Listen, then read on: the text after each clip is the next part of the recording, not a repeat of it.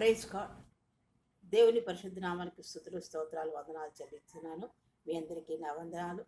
మరొక వీడియో ద్వారా మిమ్మల్ని కలుసుకోవడానికి, దేవుని వాక్యం పంచుకోవడానికి, దేవుడు నాకు ఇచ్చిన ఆయుష్ని బట్టి, ఆరోగ్యాన్ని బట్టి, జీవముని బట్టి, ఊపిరిని బట్టి, ఈ సమయాన్ని బట్టి దేవునికి కృతజ్ఞత చెల్లిస్తున్నాను.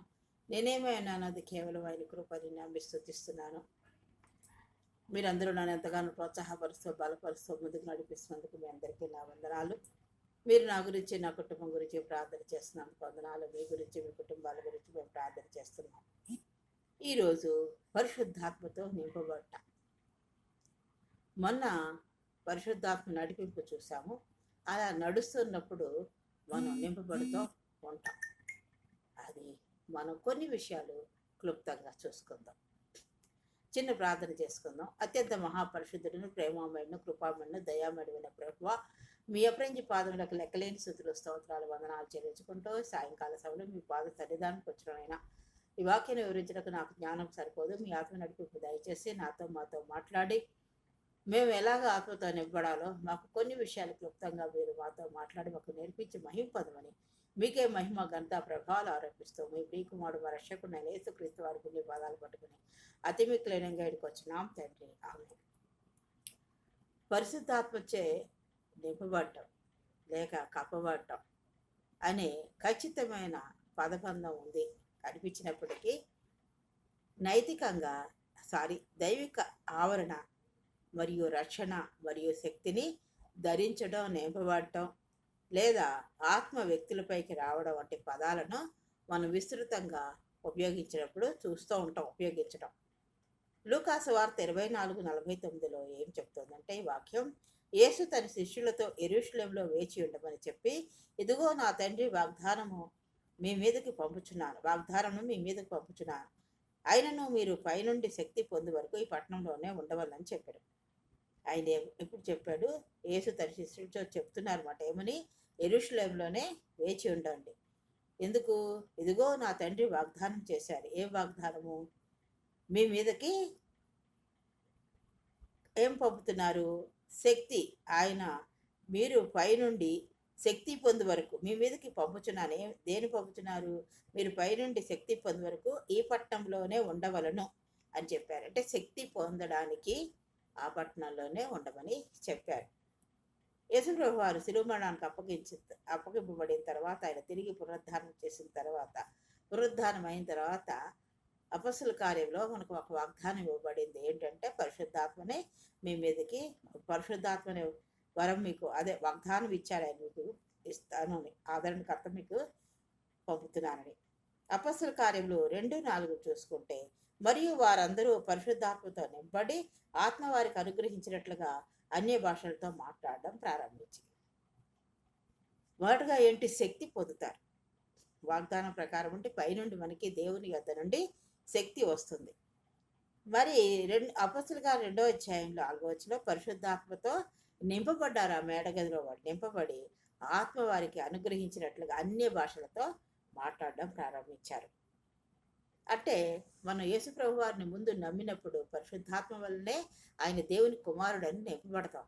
అది ఉటి ఆత్మ మనకి అనుగ్రహించింది. చిన్నగా విశ్వాసం ద్వారా ఆయన నిజమైన రక్షకుడని, నిజమైన సృష్టికర్తని, ఆయన నిజమైన దేవుడని మనం నమ్మి బాప్తిసం తీసుకుంటాము.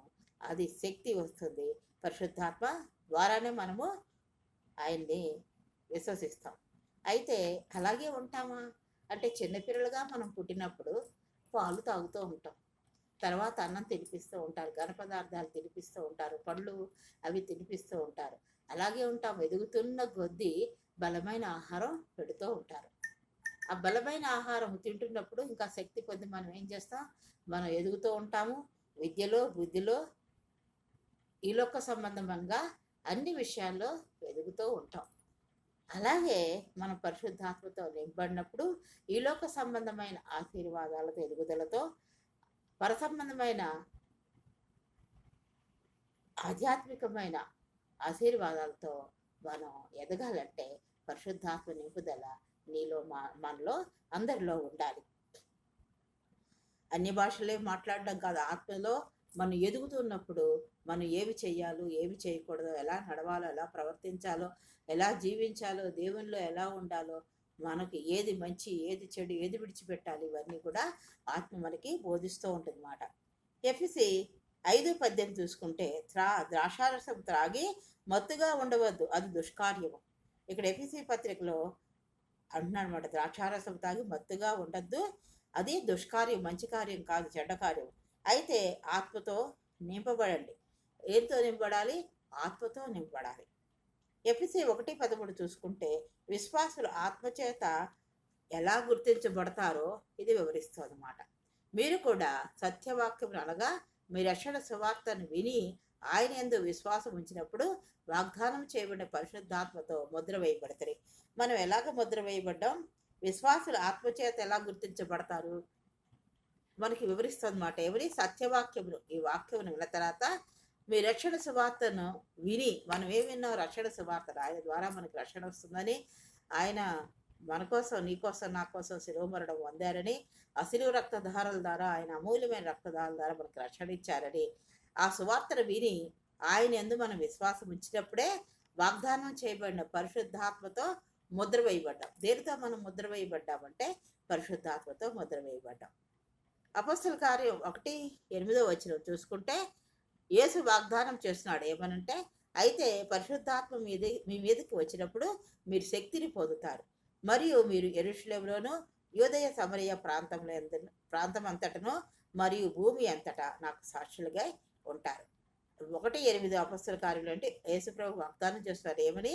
మీరు పరిశుద్ధాత్మ మీ మీదకి వచ్చినప్పుడు ఏమిటంటే శక్తి వస్తుంది. అప్పుడు ఆ శక్తి పొందినప్పుడు ఎక్కడ ఉండమంటున్నాడు? యెరూషలేములోను యూదయ సమరయ ప్రాంతం అంతటను మరియు భూమి అంతటా కూడా మనం ఎలా ఉండాలంట? సాక్షులుగా ఉండాలి అనే వాక్యం చెప్తుంది. మరి ఈ రాత్రి కాల సమయంలో పరిశుద్ధాత్మ నింపుదల కానీ, పరిశుద్ధాత్మ ఉందని కానీ నీకు నాకు అర్థమవుతుందా? తెలుసుకుంటున్నామా? పరిశుద్ధాత్మతో నింపబడుతున్నప్పుడు ఎలా ఉండాలి, ఏమి విడిచిపెట్టాలి, ఏం మంచి కార్యాలు చేయాలి, మన ప్రవర్తన మనం అవన్నీ సరిచేసుకుంటూ, ఇది మంచిది కాదు అని ఆత్మ మనకి తెలియచేస్తున్నప్పుడు దాన్ని విడిచిపెడుతూ మనం ముందుకు సాగుతున్నామా? ఈ రాత్రి కాల సమయంలో మనం పరిశీలించుకోవాల్సిన వారమై ఉన్నాం. ఇక్కడ సామెతలు 2:7 చూసుకుంటే, ఆయన యథార్థవంతులను వర్ధిల్లు చేయను. అయితే మనం ముందుగా ఎలా వర్ధిల్లాలి? మనకి ఇది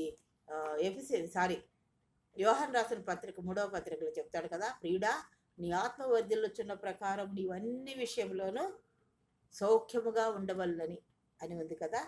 సౌఖ్యముగా వర్ధిల్లాలి, అన్ని విషయాల్లో వర్ధిల్లాలంటే మనము ముందుగా ఏం చూసుకుంటున్నామంటే 2:7 ఆయన యథార్థవంతులను వర్ధిల్లు చేయను. ఎవరు వర్ధిల్లుతారు?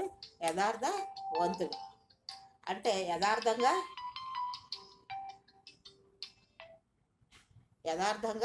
ఉండాలి. ఏదైనా మనం యథార్థంగా ఒప్పుకోవాలి, యథార్థం విడిచిపెట్టకూడదు. యథార్థవంతులు ఏం చేస్తాడట? ఆయన వర్ధిల్లు చేస్తాడు. నిజము ఏది యథార్థంగా ఉందో అదే మాట్లాడాలి. అలా యథార్థవంతంగా ఉంటే దేవుడు వర్ధిల్లు చేస్తాడనమాట. అందులో వర్ధిల్లాలి. ఇంకా సామెతలు 11:10 చూసుకుంటే, నీతిమంతులు వర్ధిల్లుట పట్టణమునకు సంతోషకరం. అలా వర్ధిల్లినప్పుడు ఏమిటంట? ఆ పట్టణానికే సంతోషకరంగా ఉంటుందంట. నీతిమంతులు అలా వర్ధిల్లుతో. నీతి అంటే ఏంటి? ఆయన నమ్మడమే నీతి. తర్వాత సామెతలు 11:11 చూసుకుంటే, యథార్థవంతుల దీవెన వలన పట్టణంకు కీర్తి కలగడం. ఈ యథార్థవంతులు వర్ధిల్లితే ఏమవుతారట? యథార్థతలో నువ్వు అలా నమ్మకంగా వర్ధిల్లుతూ ఉంటావు. అప్పుడు అలా వర్ధిల్లడం వల్ల, అలాగ మనం నీతిమంతులుగా ఉన్నాం కాబట్టి వర్ధిల్లడం వల్ల పట్టణానికి సంతోషకరంగా ఉంటామంట. అంతేకాకుండా యథార్థంగా ఉండడం వల్ల దీవెన వస్తుంది. ఆ దీవెన వలన ఏమిటంట? ఆ పట్టణానికి కీర్తి కలుగుతుందంట, ఘనత వస్తుంది, కీర్తి కలుగుతుంది. అయితే మన యోబు 1:1 చూసుకుంటే, యోబు ఎలాంటి వాడు? అతను యథార్థవంతుడును న్యాయవంతుడును దేవుని యందు భయభక్తులు కలిగి చెడుతనము విసర్జించినవాడు. అతను యథార్థంగా ఉన్నాడు. యథార్థతగా ఉన్న వల్ల ఏమవుతుంది? మనం చూసాం 3 పాయింట్స్. న్యాయవంతుడు, న్యాయం తప్పకూడదు. మన దేవుడు యథార్థత గలవాడు, న్యాయం గలవాడు. కాబట్టి మనం న్యాయంగా ఉండాలి. అబద్ధ సాక్ష్యం కానీ, అబద్ధాలు కానీ, న్యాయం తప్పిన మాటలు కానీ మన నోటెమ్మట కానీ రాకూడదు. భయభక్తులు కలిగి, ఇంకా ఎలాగ ఉండాలి? దేవుని యందు భయము భక్తి ఉండాలి. మన ఎవరు చూసినా చూడకపోయినా మనం ఏం చేస్తున్నాం, మన ప్రవర్తన ఎలా ఉంది, మన నోటి మాటలు ఎలా ఉన్నాయి, ఇవన్నీ కూడా దేవుడు గమనిస్తున్నాడు. మనం కూర్చునుట, లేచుట, పడుకొనుట, మనం ఏమి చేస్తున్నాము అవన్నీ మనని పరిశోధించి చూస్తున్నాడు ఆయన.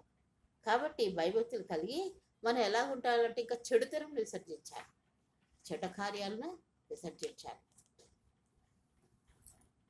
కాబట్టి మనము యథార్థంగా ఉండేలాగున అందులో వర్ధిల్లాలి. దానివల్ల దీవెన కలుగుతుంది, పట్టణానికి కీర్తి వస్తుంది అని, పట్టణానికి సంతోషం వస్తుందని చూస్తున్నాం. యోబు ఎలాగైతే యథార్థవంతుడుగా ఉన్నాడో, న్యాయవంతుడై ఉన్నాడో, చెడుతనం విసర్జించి దేవుని యందు భయభక్తులు కలిగి ఉన్నాడో, మనం అలాగా ఉండాలి. ఇలాగా వీటిలో మనం నింపబడుతూ ఉండాలి. మన ప్రవర్తనలో మన ఆత్మలో ఎదుగుతూ ఉంటే, మన ఆత్మ మనకి బోధించినప్పుడు, మనం ఆత్మలో అభివృద్ధి చెందుతూ ఉంటే, వర్ధిల్లుతూ ఉంటే, మనకి ఏది మంచి, ఏది మన ప్రవర్తన ఎలా ఉంటుంది, మనం ఎలా ప్రవర్తిస్తున్నాం, మన నోటి మాటలు ఎలాగున్నాయి, మనం ప్రాచీన స్వభావాన్ని విడిచిపెట్టుకున్నామా, ఇదివరకు ఉన్న చెడ్డ మాటలు కానీ, చెడుతనము కానీ, అబద్ధ సాక్ష్యాలు కానీ, మరి అన్యాయంగా మాట్లాడడం కానీ, మరి ఇంకను మన నోటి మాట దేవునికి ఆయాస్కరమైన మాటలు కానీ మనం వాటిని విడిచిపెడుతున్నామా? ఈ రాత్రి కాల సమయంలో మనం పరీక్షించుకోవాలి. కాబట్టి మనము అలా ఎదగాలి. తర్వాత ఇంకేమంటున్నాడంటే కొరింథీ 16:13 మెలకువగా ఉండుడి, విశ్వాసమందు నిలకడగా ఉండుడి, పౌరుషము గలవారై ఉండుడి, బలవంతులైండుడి, మీరు చేయు కార్యములన్నీ ప్రేమతో చేయుడి, వీటితో నింపబడాలి. అయితే ఎలా ఉండాలంటే ఆత్మకు మెలకువగా ఉండాలి, ఆత్మలో మెలకువగా ఉండాలి, ఎప్పుడు జాగ్రత్తగా ఉండాలన్నమాట. మన మాటలు కానీ, మన చూపులు కానీ, మన ప్రవర్తన కానీ అన్నీ మనము మెలకుగా, ఎప్పుడు మెలకుగా ప్రార్థనాపరులుగా ప్రార్థిస్తూ ఉండాలి. విశ్వాసమందు నిలకడగా ఉండాలి. కొన్ని శ్రమలు వచ్చినప్పుడు వెనక్కి వెళ్ళిపోవడం కానీ అలా కాకుండా విశ్వాసం ముందు స్థిరంగా ఉండాలి. కష్టమైన, బాధ అయినా, శోధనైనా, వేదనైనా, ఏ బాధ అయినప్పటికీ, అనారోగ్యమైన నువ్వు విశ్వాసాన్ని సడలించకూడదు. విశ్వాసం స్థిరముగా నిలకడగా ఉండాలి. పౌరుషం గలవారు ఉండాలి. ప్రభువునందు మనము పౌరుషంగా, ఆత్మలో పౌరుషం కలిగి ఉండాలి. ప్రభువునందు మనం పౌరుషం గలవారే ఉండాలి. బలం కలిగి ఉండాలి, దేవునిలో బలం కలిగి ఉండాలి. అలా ఉన్నప్పుడు మనం చేసే కార్యాలన్నీ ప్రేమతో చేయాలంట. ఎలా చేయాలి? ప్రేమతో చేయాలి చేసే కార్యాలంటే. కాబట్టి మనము పరిశుద్ధతలో పరిశుద్ధతలో అభివృద్ధి చెందాలి, లేకపోతే వర్ధిల్లాలి, యథార్థతలో వర్ధిల్లాలి, న్యాయం కలిగి ఉండాలి, దేవుని యందు భయభక్తులు కలిగి ఉండాలి, చెడుతనం విసర్జించాలి, విశ్వాసమందు నిలకడగా ఉండాలి, మెలకువగా ఉండి ప్రార్థన చేసి ప్రార్థనాత్మ కలిగి ఉండాలి. ఎప్పుడు పౌరుషం ఆత్మలో పౌరుషం గలవారై ఉండాలి, బలం కలిగి ఉండాలి, ఆత్మలో బలవంతులై ఉండాలి. మనం చేయి కార్యములని ప్రేమతో చేయాలి. ఈ రాత్రి కాల సమయంలో మనం పరీక్షించుకున్నాం. ఇంకా పరిశుద్ధులను ప్రియులైన వారు కొలసీలో అన్నాడు, కాగా దేవుని చేత ఏర్పరచబడిన వారును పరిశుద్ధులను ప్రియులైన వారికి తగినట్లుగా మీరు జాలిగల మనసును, దయాళత్వమును, వినయమును, సాత్వికమును, దీర్ఘశాంతమును ధరించుకోవాలి. ఇంకా మనం ఏమి ధరించుకోవాలంట? ప్రియులైన వారికి తగిన, మన ప్రియులు, దేవునికి ప్రియులుగా ఉన్నామా, ఉండేవారిలాగా మనం ఏర్పరచబడిన దేవుని చేత ఏర్పరచబడిన వారంగా ఆయనకి పరిశుద్ధులైన ప్రియులైన, ఆయనకి పరిశుద్ధులము ప్రియులైన వారికి తగినట్లు ఉండాలి. అంటే పరిశుద్ధంగా జీవించాలి. ఆయన మనం ఏర్పరచుకున్నాడు కాబట్టి, ఆయన పరిశుద్ధుడు కాబట్టి మనం కూడా పరిశుద్ధంగా ఉండాలి. జాలిగల మనసు ఉండాలి, దయాళతో ఎక్కడ దయ చూపించాలో మనం దయ కలిగి ఉండాలి. వినయం, అన్నిటికంటే వినయం కావాలి. సాత్వికము, దీన మనసు కలిగి ఉండాలి. దీర్ఘశాంతమును ధరించుకోవాలి. ఇవన్నీ కూడా మన ఆత్మలో ఎదుగుతూ ఉంటాయి. ఆత్మలో ఎదగాలంటే ఏం చేయాలి? డైలీ ప్రార్థన చేసుకోవాలి. ఉదయకాల వ్యక్తిగత ప్రార్థన, సాయంత్రం వ్యక్తిగత ప్రార్థన, కుటుంబ ప్రార్థన, పరిశుద్ధ గ్రంథం చదువుతున్నప్పుడు నీకు అనేక విషయాలు తెలుస్తుంటాయి. ఇది నాలో ఉంది, ఇది నాలో ఉంది, ఇది తీసేసుకోవాలని మనకి ఆత్మ మనకి బోధిస్తూ ఉంటుంది.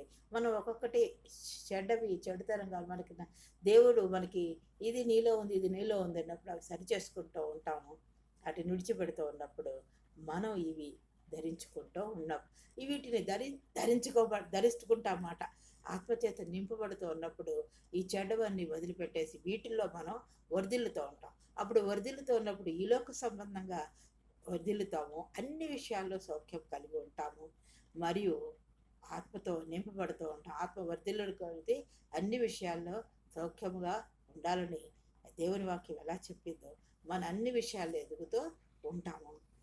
ఆత్మలో మనము ఎదుగుతూ ఉంటాము. కాబట్టి అలాంటి ఎదుగుదలలో మనకు ముందుకు సాగిపోవాలని కోరుతూ ఇంకనూ మనం ఏ విషయాల్లో నింపబడాలో ఆత్మ ద్వారా మరొక వీడియో ద్వారా తెలుసుకుందాము. దేవుడి కొద్దిపాటి మాటలను దీవించుగాక. చిన్న ప్రార్థన చేసుకుందాం. అత్యంత మహాపరిశుద్ధుడు, ప్రేమమైన కృపామైన దయామడమైన ప్రభావ, మీ అపరంజి పాదములకు లెక్కలేని స్థుతులు స్తోత్రాలు వందనాలు చెల్లించుకుంటూ ఈ రాత్రికాల సమయంలో మీ పాద సన్నిధానికి వచ్చిన ఆత్మలో నింపడం గురించి కొన్ని విషయాలు నాయన క్లుప్తంగా మాతో మాట్లాడే విధానం బట్టి మీకే వందనాలు స్తోత్రాలు చెల్లించుకుంటూ మేము అటువంటి నింపుదలలో ఏవి విడిచిపెట్టాలో నాయన అవి మాకు నేర్పిస్తున్నారు. ఇంకనూ మేము అనేకమైన మాలో ఉన్నాయి విడిచిపెట్టుకుంటూ ఎందులో మేము విస్తరించాలో వర్ధిల్లాలో మాకు కొన్ని విషయాలు నేర్పించినందుకు అట్టి ప్రకారం మేము జీవించే కృపను ఇంకనూ మేము అర్థం చేసుకుని నీ వాక్యము అందులో ఎదిగేలాగిన ఆత్మలో ఎదిగేలాగిన అవి విడిచిపెట్టుకుంటూ నాయన ఆత్మలో బలవంతులై పౌరుషంగా మెలకుగా ఉండే విధానముని మాకు నేర్పించి మీ ఆత్మ ద్వారా మాకు నేర్పించి మహింపదమని ఎన్న వాక్యాన్ని మాలో ఫలింప చేయమని అన్ని విషయంలో కృప చూపుకొని మీ దేవులతో అనిపమని నాయన ఏ ప్రార్థన ప్రభా మీరు ఆలకించి అట్టి ప్రకారం జీవించే విశ్వాసమును మాకు అనుగ్రహించి మహింపదమని మీ ప్రియకుమారుడు మా రక్షకుడు నేను యేసుక్రీస్తు వారికి నీ పదాలు పట్టుకుని అతి మిక్కులైనంగా వచ్చినాం తండ్రి. ఆమె దేవుడు మిమ్మల్ని అందరినీ దీవించుగాక. నన్ను ఎంతగానో ప్రోత్సాహపరుస్తూ బలపరుస్తూ ఆదరిస్తున్నందుకు వందనాలు. మీ గురించి మీ కుటుంబాల గురించి ప్రార్థన చేస్తున్నాను, నా గురించి మా కుటుంబం గురించి మీరు ప్రార్థన చేస్తున్నందుకు వందనాలు. మరి సబ్స్క్రైబ్ చేసుకోవాలని నన్ను ఇంకా ముందుకు నడిపించాలని కోరుతూ ఈ వీడియో నేను ముగిస్తున్నాను. దేవుడు మిమ్మల్ని దీవించుగాక.